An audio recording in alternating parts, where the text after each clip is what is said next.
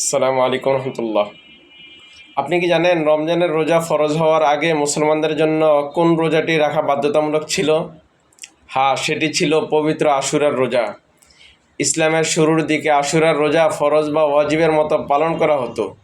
তবে রমজানের রোজা ফরজ হওয়ার পর এর বিধানে একটি চমৎকার পরিবর্তন আসছে।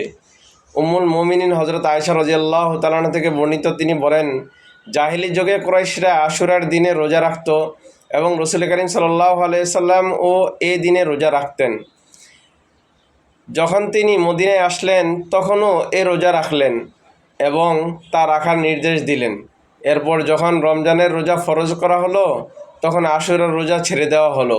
এখন যার ইচ্ছা সে এই রোজা রাখবে আর যার ইচ্ছা সে এই রোজা রাখবে না।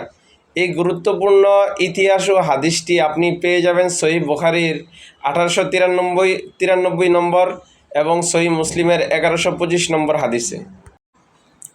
অর্থাৎ রমজানের রোজার পর আশুরার রোজা এখন আর বাধ্যতামূলক নয়। এটি একটি অত্যন্ত গুরুত্বপূর্ণ নফল বা ঐচ্ছিক ইবাদত।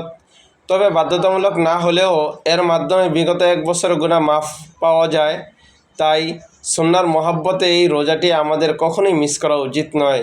ইসলামের এই সুন্দর ইতিহাসটি জেনে আপনার কেমন লাগলো?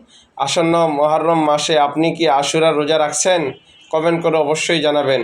ভিডিওটি ভালো লাগলে লাইক ও সাবস্ক্রাইব করে পাশেই থাকুন। আল্লাহ আমাদের সবাইকে সঠিক আমল করার জন্য তৌফিক দান করুন। আমিন।